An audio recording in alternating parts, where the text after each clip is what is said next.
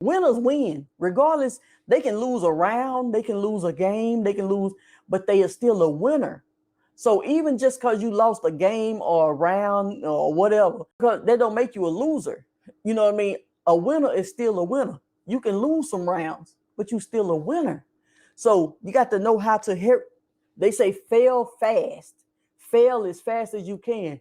That means you got to be doing something to fail as fast as you can. If you're sitting around not doing nothing, you just prolonging all the stuff that it's going to take you to get to your next level.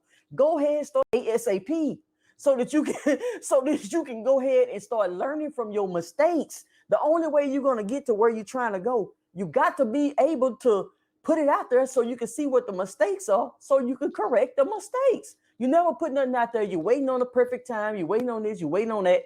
And then guess what? Even when you get started, you still got to start from scratch. So what you waiting on?